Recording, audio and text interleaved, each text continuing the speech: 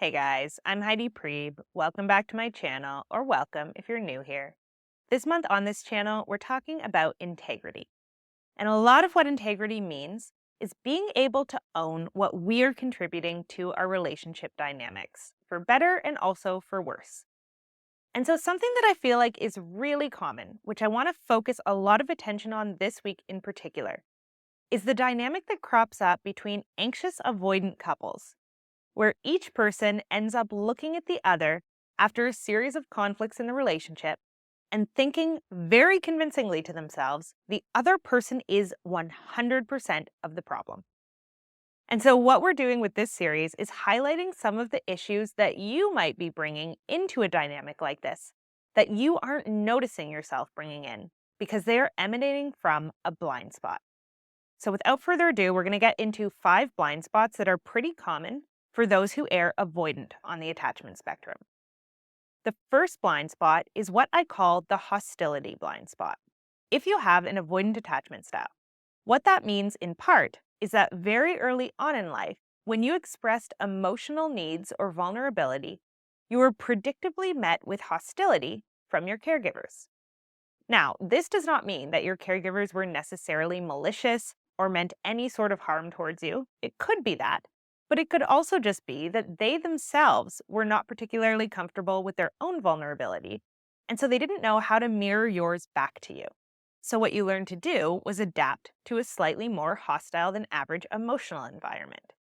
And you learned to do that in a couple of ways. One was you learned to suppress a lot of your more vulnerable feelings so that they never even came into your awareness in the first place, so that there was no risk of you expressing them and getting rejected. But another mechanism that we often develop in these environments is just starting to kind of tune out on a low level things like hostility being directed at us. And so as we grow up, it feels like we're more resilient to this than the average person. Like we might have this sense that it's just not that important to me what other people think of me, or other people's judgments just kind of roll off of me to an extent. But what we aren't realizing is that this is an adaptation and that other people do not have this same adaptation as us. And so when we are in more kind of tough love, hostile environments, we might actually thrive. But for other people, those environments are very painful. And I find that on average, avoidantly attached people are not super aware of when they are giving off hostile vibes. So when their body language or their tone is communicating contempt and hostility. And the problem is that, especially if you have a partner who errs anxiously attached, they are hypersensitive to tones of hostility and contempt. And to be clear, securely attached people are also very sensitive to this. They just have a little bit more self protection in place, so they're more likely to back off when they feel these vibes than they are to get dysregulated and ask for you to regulate them. But what I really encourage you to check in on, if you have an avoidant attachment style and you find yourself in a lot of conflict heavy relationships, is are you aware of how you come off on a physical and emotional level in these conflicts?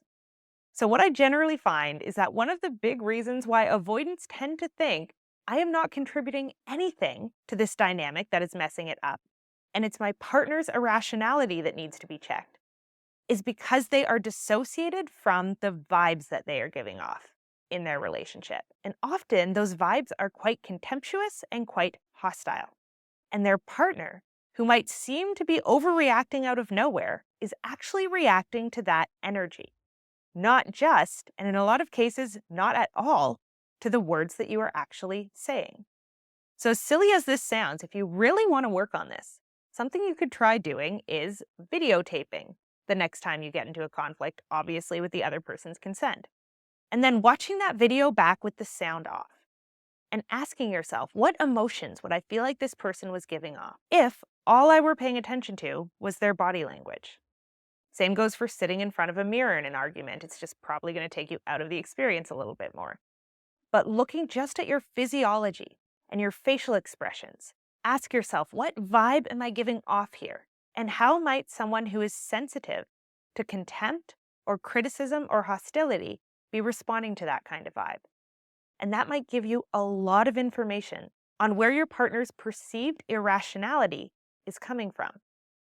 or if they're getting really dysregulated in a way that you don't understand because you can't see anything wrong with what you're saying, again, checking in on that body language and on how you're coming across, not just what you are saying, might get you a long way towards understanding what they are reacting to, including in circumstances where they are not even conscious of the fact that that's what they're reacting to. Second blind spot I encourage you to check in on if you are avoidantly attached is what I call the proximity seeking blind spot. So a big part of what helps us form attachment relationships is people's desire to stay in contact with each other and to pursue each other, right? To go out of their way to make each other feel wanted, to set up dates, to find times to get together. And very often, if we are avoidant, we have a tendency to want the other person to kind of fit themselves into our lives, as opposed to doing that proximity seeking ourselves and going out and trying to fit ourselves into somebody else's life in equal measure. And the reason this is a blind spot is because it ends up heavily contributing to which types of partners you attract. So kind of rule of thumb I like to defer to here is that as guarded as you are is as unboundaried of a person you are likely to attract, right? Because if you're giving off a lot of signals that you don't necessarily have a lot of time to give to somebody, you don't want to take a lot of initiative on figuring out how you can fit into their lives, what a secure person is going to do when they look at that is go, oh, okay, never mind, you don't seem to have the space for me in your life, so maybe we'll just be friends, or I won't pursue dating you, or something like that. But someone who feels like their self-worth is hinged upon getting you to like them is going to be very willing to step over their own boundaries to gain your approval. But that means that you are necessarily attracting someone who is not particularly boundaried. And that is generally going to make a lot of conflict pretty challenging to repair. So you need to make sure that you are doing enough of the proximity seeking, enough of the flexibility, enough of the rearranging your schedule and your lifestyle to accommodate the other person as they are doing for you. And this is how we start achieving true balance in relationships and start finding people to have relationships with who are balanced in return. But we can't have it both ways. We cannot have someone who molds entirely around our lives and what works for us and also expect to have a relationship that is equal between two people who are showing up as their adult selves. We either have to put in an equal amount of work or we have to accept that the dynamic is probably not going to be a particularly healthy one. And something that I want to point out here is that you might not be aware of the extent to which you are distanced or not compromising in your relationships. So this might need to be something that you start drawing some conscious attention to and going, okay, for every date my partner plans, how many dates am I planning? For every night they stay at my place, how many nights am I staying at their place? How much personal information am I disclosing to them relative to how much they're disclosing to me? How often am I going to them for support and co-regulation relative to how many times they are coming to me for support and co-regulation? And if there's a really big imbalance in that area, that might be a little bit of a yellow flag to just draw your attention to the fact that you might not be doing enough of that vulnerability and that proximity seeking inside of the relationship to attract a healthy partner. Blind spot number 3 is the you are not okay blind spot. So avoidant patterning is to have this internalized worldview that I am okay, I'm good, I can take care of myself and regulate my own emotions, but other people are generally not okay, especially people who I am attached to. They need me to give to them and they need me to help them become okay. And so often we can be in the dating stages with someone and find them to be quite competent and quite capable of taking care of themselves. But then once we become attached or once our attachment triggers come online, we flip back into that worldview of believing that we are competent and the other person is not. And the problem with this is that it gets really difficult to resolve ongoing conflicts if we believe the other person to be incompetent, because we won't even give them a fair shot at resolution. We will assume that we have to figure out the entire problem on our own and then present them with the solution, as opposed to tuning into where we feel vulnerable or what we're uncertain about, and then being willing to bring those things into the dynamic as unfinished products, hear out from our partner what's going on for them, and then work together to find solutions that we could not have found if we each kept our side of things only to ourselves. So the first person I got into a relationship with when I was in a more secure place in my life was someone who erred a bit avoidant. And after our first argument, this person went away and wrote me this extremely long letter laying out all of the things they were struggling with inside of the relationship and the reasons why they believed they had to take a huge step back from the relationship. And they handed me this letter, and I read it and just looked at them and went, well, why don't we just talk about this? Why don't we just figure out how to make more room for these things inside of the relationship so that we both feel comfortable, and then kind of find a new equilibrium or balance that works for us both? And first, they looked at me like I was speaking Mandarin, but then we did exactly that, and things went beautifully back to a new normal. But this is very often a blind spot for those of us who err avoidant.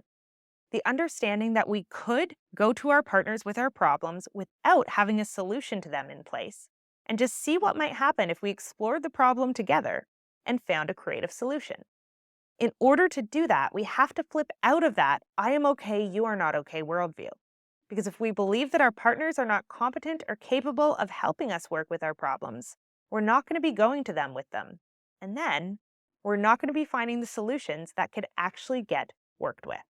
So if you find yourself in conflict cycles with your partner that you're struggling to resolve, really ask yourself, am I looking at this person as a competent and capable adult who I could bring my struggles and vulnerabilities to?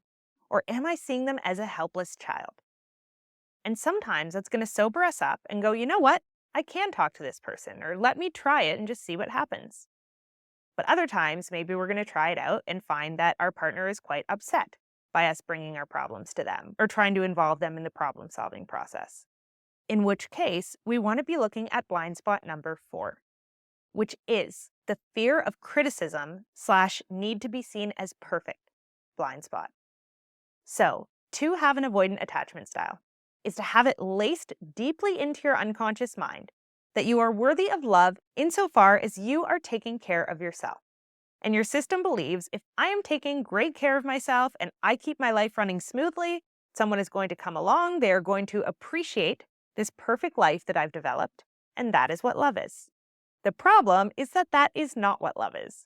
What secure love is two people seeing each other's challenges and struggles and supporting each other through them. And a secure person is naturally going to come along and look for those things in you and go, oh, I wonder where this person is struggling or where they need support, as well as seeing your strengths, because that's what secure love is. It's a very balanced affair. Versus partners who want to idealize you. If someone comes along and they go, oh, wow, everything you're doing is perfect, that's going to match your model of reality, which says, I'm okay, you're not okay, right? And the problem is when you're operating out of that model, you're now picking partners who are kind of willfully blind to your challenges and struggles and vulnerabilities. And so they might really struggle as the relationship progresses if you start bringing those things to the table, because they have this idealized version of you in their mind that doesn't struggle with anything. And so it might actually be very dysregulating for them if you are to start bringing those things into the dynamic. But because you are so accustomed to dissociating from or downplaying the areas in which you're struggling, it's probably going to be a lot more comfortable for you to be in the type of dynamic where your partner never brings those things up than it is for you to be in a more secure dynamic where someone is actively noticing the things that you're struggling with. Them pointing those things out might feel like criticism or like they're implying you are not perfect or good enough for them, when in reality, they might actually just be showing up with compassion and care. And so what we need to do to work through this blind spot is to start getting more comfortable being seen holistically. So not just for the areas where we are killing it and knocking it out of the ballpark and exhibiting our strengths, which are, of course, all areas that we also need to have seen and recognized inside of relationships, but also the areas where we are unfinished products and where we're just looking for someone who's willing to come along for the ride as we move towards our own development. So again, someone who is not going to idealize us, but who is going to actively be looking for and responding to the areas where we need their help and support as well.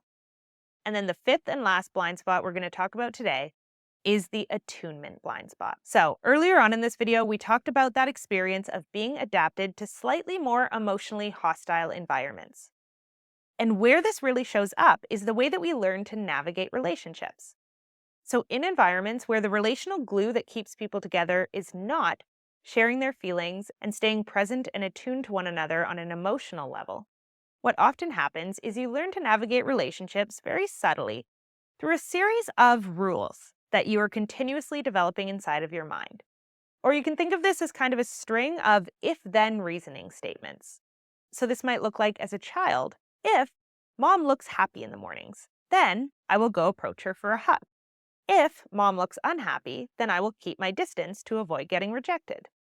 And again, this is not conscious, right? But it's the way that your mind starts gathering information because it actually works in your environment and adapting to it so that you can minimize your risk of rejection. And as you go through life, you start doing this very naturally. You start observing people's behavioral patterns and naturally adapting how you relate to them based on those patterns. And generally, because this was probably true in the environments you grew up in, if someone seems like they're struggling emotionally, you might feel like the polite thing to do is to back off, not ask too many questions, and give them their privacy. Or for other avoidance, that's going to feel like time to hop in and do the I'm okay, you're not okay thing where I caretake this person. But the important thing to keep in mind is that when you learn to navigate relationships this way, through observation and adaptation rather than emotional attunement and connection, you develop a blind spot around the fact that that is actually a really important part of what makes relationships work. So, once again, we're right back to that first issue of the avoidant person not understanding why their partner is so upset about the words they're saying. Well, they might be completely and totally dissociated from the vibe that they are giving off. And so, what we want to draw our attention to here is practicing the art of emotional attunement. And I have a whole video on this that I will link in the description of this one. But essentially, what attunement allows us to do is to stay in an interpersonal flow with someone where we don't have to be in that state, especially in conflict, where we are analyzing the other person and trying to figure out what to do or say to them by making sense of what they're bringing into us. Something that I notice is really common in conflict dynamics is that avoidantly attached people will not even be looking at their partner. In the middle of a heated conflict, they will be looking off into space, kind of squinting and trying to figure out, okay, why is this person saying this? What's the solution here? And this is in most cases quite well intentioned because the only model you might have for relational repair if you're adapted to those more hostile emotional environments is figuring out all the logic, bringing it to the table, and then everyone agreeing on it. But in more secure relationships, that is only half of what you need to stay healthy within them.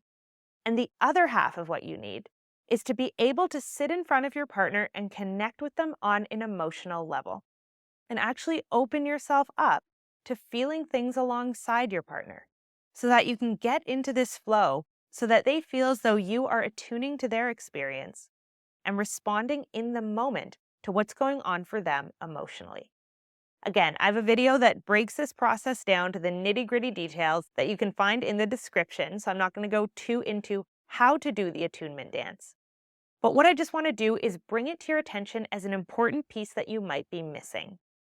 So trying to navigate personal relationships without being attuned to the other person is kind of like trying to dance to a song if you can't hear the music. You can memorize all the dance moves, but there's something that your body just needs to be deeply connected to and in a flow state with in order for the dance to not look super awkward and weird. And that is the same case for connecting to another human being. In order for the connection to actually flow naturally and authentically, and for conflict to get resolved at the emotional level that it exists at, you have to be able to hear the music of your connection with this person. And you can only hear the music through attuning to them and getting a felt sense in your body of what is happening for the other person emotionally, which you can only do if you are looking them in the eyes in these challenging situations and actually staying on the page with them in your emotional body, not just in your mind. And then eventually, when you're able to marry these concepts, so you're able to sit with people's emotional bodies and respond to them from your emotional body. And you're also able to make sense of why you're getting into these conflict cycles.